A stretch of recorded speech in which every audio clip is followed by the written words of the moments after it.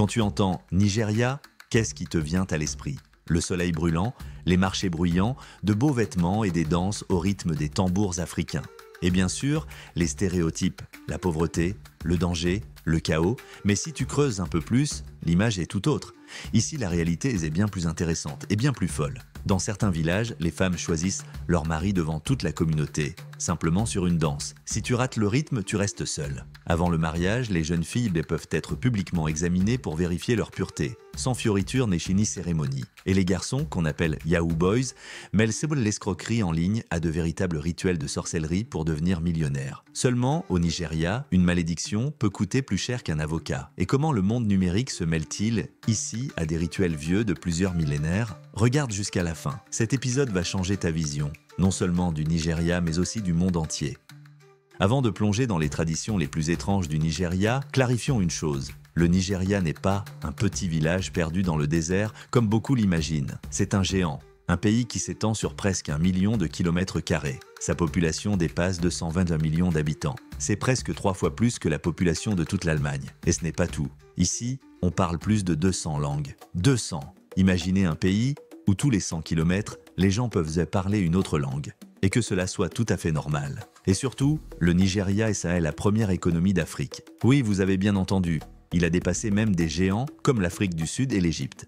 Pétrole, technologie, finance, start-up. Aujourd'hui, tout cela concerne le Nigeria. Mais si vous pensez que c'est une simple histoire de succès, détrompez-vous. Parce que derrière chaque affaire ici, il y a quelque chose de plus effrayant qu'un contrôle fiscal. Et cette chose, c'est la magie. Bienvenue dans une réalité où un plan d'affaires peut commencer par une visite chez un sorcier. Au Nigeria, la croyance en la magie n'est pas un vieux conte pour touristes. C'est un véritable outil de travail, surtout dans les affaires. Ici, les grands entrepreneurs peuvent engager non pas un avocat ni un spécialiste du marketing, mais un sorcier, un vrai, avec tous les rituels, les amulettes et les incantations. L'objectif est simple, briser la chance d'un concurrent, faire couler son entreprise ou, au minimum, détourner l'énergie du succès à son propre avantage. Et non, ce n'est pas quelque chose d'illégal ou de caché. Dans de nombreuses régions, trouver un babalawo, c'est ainsi que l'on appelle ici les puissants chamans, est aussi facile que de commander un repas à domicile.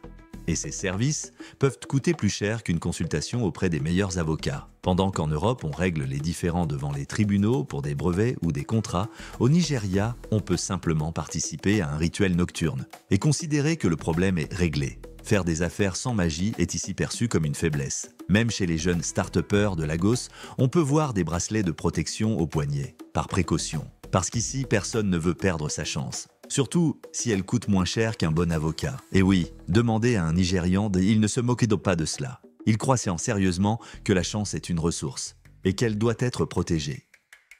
Surtout quand il ne s'agit pas seulement d'affaires, mais aussi de sa propre vie amoureuse. Car au Nigeria, parfois, il faut aussi se battre pour l'amour, et ce, littéralement, sous les yeux de tout le village. Les danses publiques de mariage où la femme choisit son homme. Dans certaines régions du Nigeria, trouver un compagnon de vie ne passe pas par un dîner romantique, ni par une bague cachée dans une coupe de champagne. Ici, c'est une danse nuptiale. Et ce sont les hommes qui dansent, les femmes se rassemblent autour et les hommes entrent en scène. Une clairière ouverte ou la grande place du village. Et ils commencent à danser, sans paroles inutiles. Juste la musique, les mouvements, la confiance en soi. La danse, c'est leur CV, leur présentation, leur argument. La femme ne choisit pas celui qui est le plus beau, ni celui qui est le plus riche. Elle choisit celui dont les mouvements parlent à son cœur. Mauvaise danse? Pas convaincant? Désolé frère, tu retenteras ta chance l'année prochaine. Et oui, parfois, les mères des jeunes femmes sont là. Elles soufflent des conseils, s'évaluent, ou surveillant sévèrement. Comme toujours, elles choisissent d'abord ta femme, puis décideront quelle bouillie tu dois manger, et longtemps après, elles t'expliqueront comment tu dois mener ta vie. Et il n'y a rien à faire, c'est maman, ta future belle-mère adorée. Surtout, retiens ceci, si elle t'a choisi, c'est qu'elle a vu en toi l'énergie avec laquelle elle veut avancer. Elle t'a choisi. On pourrait croire que tout est se jouer, mais ne te détends pas trop vite. Dans certaines régions du Nigeria, ce n'est pas toi que l'on va examiner, mais elle. Au Nigeria, il existe une tradition dont on parle généralement à voix basse, le test public de virginité. Oui, tout est exactement comme cela semble l'être. Dans certaines régions, avant le mariage, la jeune fille est examinée pour prouver sa pureté, pas dans une pièce fermée, mais en présence de témoins, sous les yeux de tout le village. C'est une tradition aussi ancienne que la terre elle-même. Comment se passe cet examen? Il existe plusieurs méthodes.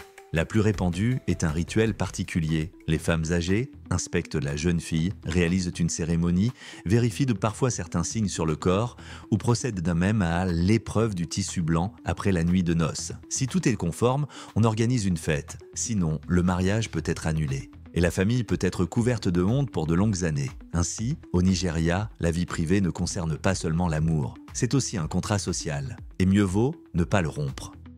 Mais le Nigeria est un pays de contrastes. Pendant que dans un village, on décide du destin selon des coutumes ancestrales, dans une autre ville, des affaires se concluent, où la magie ne sert plus à protéger une famille, mais à voler des millions. Comme vous le savez, Internet n'est pas seulement une connexion avec le monde extérieur, c'est toute une industrie d'opportunités. Et au Nigeria, certains ont trouvé comment combiner technologie et magie. Bienvenue dans le monde des Yahoo Boys, de jeunes Nigérians qui ont repris les anciennes méthodes d'escroquerie pour en faire un véritable culte. Au départ, tout était simple, des lettres d'héritage, des banques fictives, de fausses loteries, la grande classique des escrocs. Mais ensuite, les choses sont devenues plus intéressantes. Pour augmenter leurs chances, de nombreux Yahoo Boys se sont tournés vers les babalawo, les sorciers et chamans. Pourquoi ?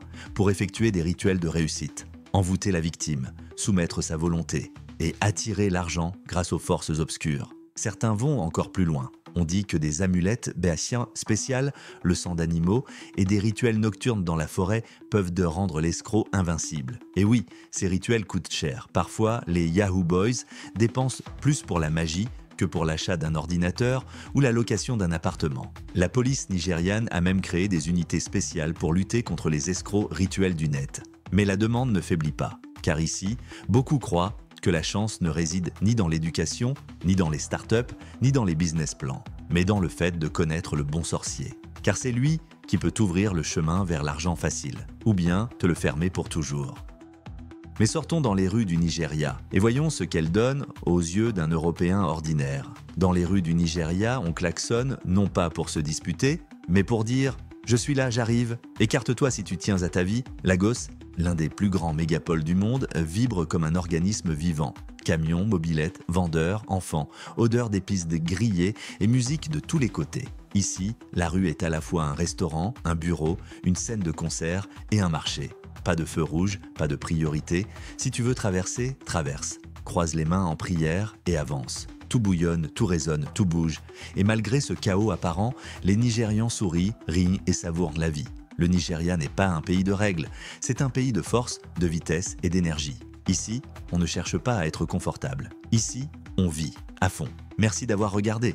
Si vous avez aimé plonger dans le vrai Nigeria, mettez un like et abonnez-vous. Et dans les commentaires, dites-moi, quel fait vous a le plus surpris ?